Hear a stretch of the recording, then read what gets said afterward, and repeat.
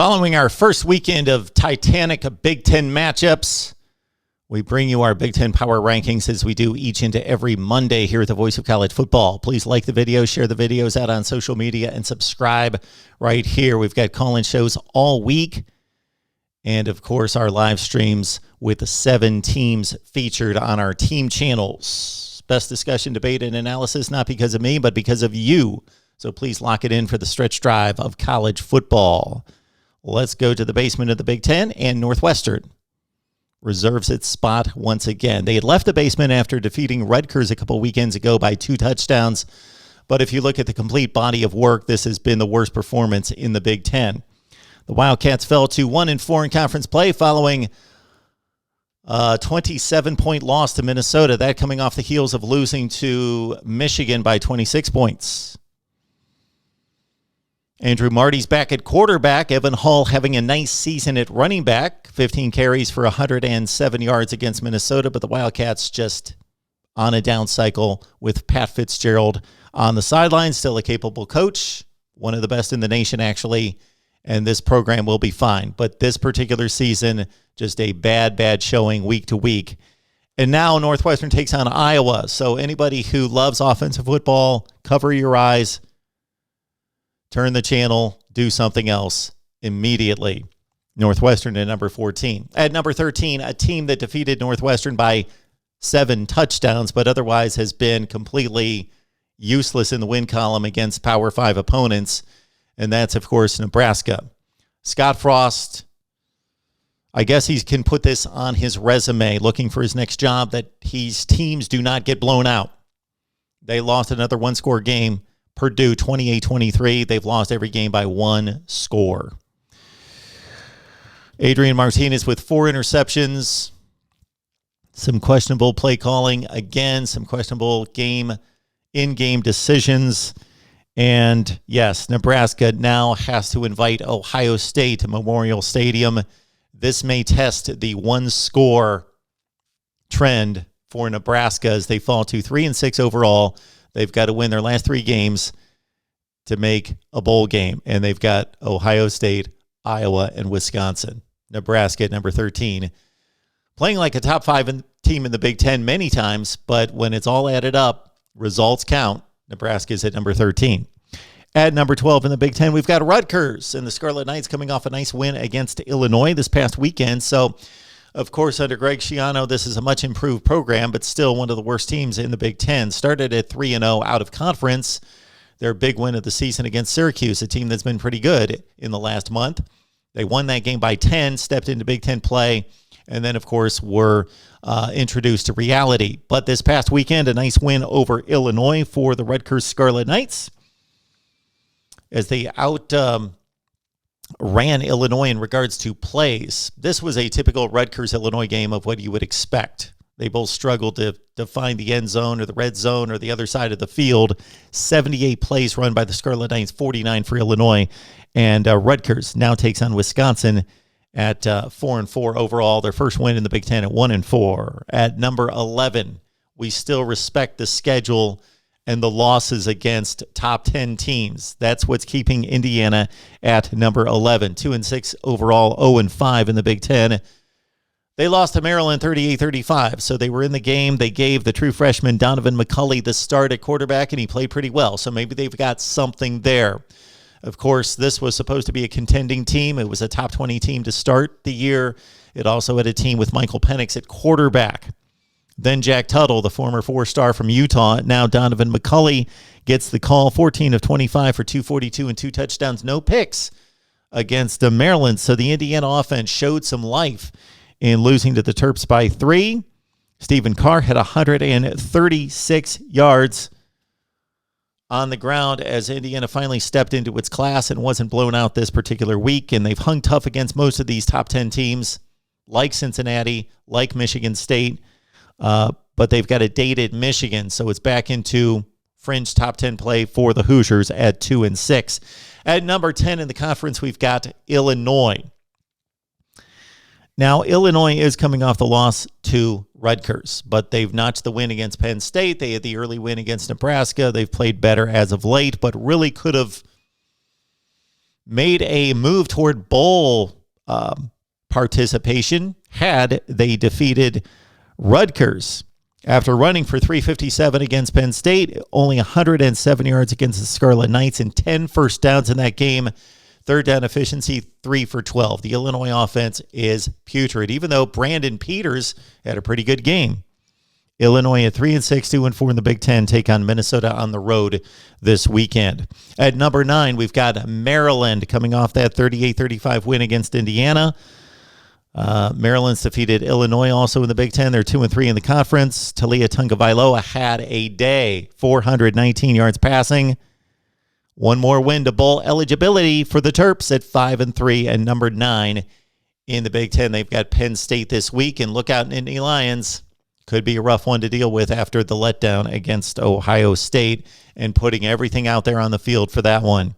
At number 8, Purdue. The Boilers defeated Nebraska. Of course they did by one score, 28-23. Aiden O'Connell, 34 for 45 in that one. David Bell caught 9 more passes. He is one of the very best in the nation. Purdue, Michigan State. Look out, Sparty. Boilers at 5-3, 3-2 in the Big Ten. Number 7, Iowa. The free fall continues. It's only 2 consecutive losses, but it seems like forever since Iowa's played top-notch football. The defense continues to be stout. The offense continues to be unexplainable. Nobody's playing well. Nothing's going right. They don't have a rushing offense. They don't have a typical Iowa offensive line. Spencer Petras has been deplorable. 9 for 19 on this particular day against Wisconsin. They had 17 yards total offense in the first half. 6-2 for Iowa. Ran for 24 yards, less than 1 yard per carry against Wisconsin. They go to Northwestern, and if nobody scores, nobody wins. So I don't know what's going to happen in this game. Iowa at number 7 in the Big Ten, once number 2 in the country. At number 6, the Gophers of Minnesota. Yeah, they blew that game against Bowling Green way back. It seems unfathomable at this point. They're playing capable, competent, top-notch Big Ten football, and they lead the Western Division at 4-1 following that 41-14 win over Northwestern. 4 straight in the Big Ten. They ran for 306 yards in this game, so consider that Minnesota lost its top 2 running backs. They are playing their 3, 4, and 5 tailbacks, 2 of them true freshmen, and they are doing a job. 10 for 14 in third down efficiency this past weekend. Marquise Irving with 110 yards rushing. Kai Thomas, 108. Tanner Morgan still is not the Tanner Morgan of 2019, nor does he have the weapons on the outside when he threw for 30 touchdowns. He's got 6 TDs and 5 picks this year, but Minnesota's making it work with a great offensive line, veteran offensive line, and they are 6-2. They've got Illinois coming up this weekend. At number 5, the Badgers of Wisconsin. Did we ever doubt them? Did we ever bury them? Some did out there. I did not. And here they are. 27-7 domination over Iowa. They're now 3-2 in the conference. Both losses outside the division. They beat Purdue. They beat Iowa. They've got it all lined up for them to take it from here. Braylon Allen ran for 104 yards. The rush defense is remarkable, unbelievable. 6 sacks, 10 tackles for loss against Iowa. Wisconsin's got a date at Rutgers this weekend. At number 4, we've got Penn State. Yes, they're only 5-3, but look at the losses, look at the wins, look at the performance. Penn State's a top-notch team. They played Ohio State tough, continued to hold on defense in the red zone, forcing 4 field goals by the Buckeyes. And they pretty much kept everything in space and tackled in space, and the defensive performance was pretty remarkable. Sean Clifford had to carry the offense on his back, and that's what's really hurting Penn State right now is the rushing game is deplorable. 33 yards rushing, 1.1 yard per carry. Again, Sean Clifford had to go 35 for 52 to keep Penn State in that game. They are at number 4, and they take on Maryland on the road, and following everything that they put into that Ohio State game, beware of an upset here going to College Park. At number 3, talking about putting everything into an effort, Michigan in the first 3 quarters against Michigan State, leading 30-14. Blow it. Lose. Jim Harbaugh loses again. on the road to a ranked opponent. This might be the worst loss that Michigan has had since 2016 against Ohio State, or possibly 2018 against Ohio State. This one meant a ton, and they were clicking on all cylinders on offense. Cade McNamara was sharp. He played out of his mind. He played the best football of his career, throwing for 383 yards, but you had to see the passes. He was pinpoint accurate. 552 yards of total offense. Antrell Anthony, where's this guy been? He was remarkable in this game. Eric All, the big tight end, they finally found him on a consistent basis. They threw the ball when they didn't have to, and it worked. But then they blew it. Michigan falls to number 3 in the Big Ten, and of course, this loss could be the undoing of Jim Harbaugh. We shall see. They've got Indiana this week. At number 2, Michigan State. Sparty, based on resume, based on the win that they had on Saturday, could be number 1. This is still a judgment call on my part, just judging to be the best team in the Big Ten in Columbus. But Sparty, the remarkable comeback, this team is taking on the personality of its head coach, Mel Tucker. Determined, gritty, confident, swag, arrogant at times to a respectable degree. Man, they're tough. They're tough as nails, mentally focused, determined, don't give up.